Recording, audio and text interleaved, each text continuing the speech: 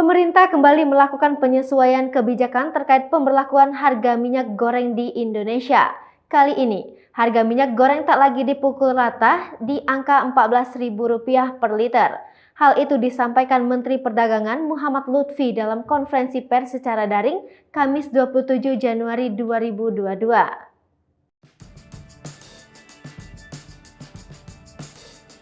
Berdasarkan jenisnya, harga eceran tertinggi minyak goreng diatur sebagai berikut. Minyak goreng curah Rp11.500 per liter, minyak goreng kemasan sederhana Rp13.500 per liter, minyak goreng kemasan premium Rp14.000 per liter.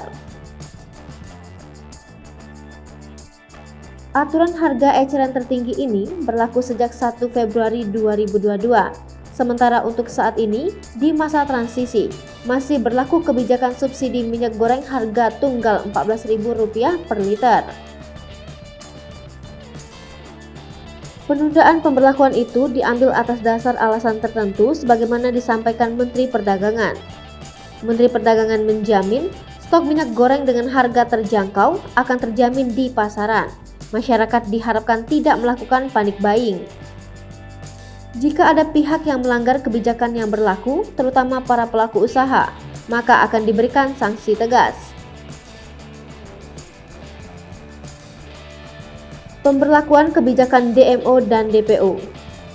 Menteri Perdagangan menyampaikan, mulai Kamis 27 Januari 2022, Kementerian Perdagangan memberlakukan kebijakan Domestic Market Obligation atau DMO dan Domestic Price Obligation atau DPO.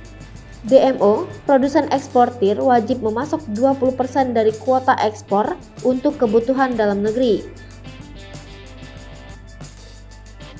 Sementara DPO, Kementerian Perdagangan menetapkan harga minyak kelapa sawit mentah atau crude palm oil atau CPO sebesar Rp9.300 per kilo dan Rp10.300 per liter untuk olain atau hasil rafinasi dan fraksinasi CPO.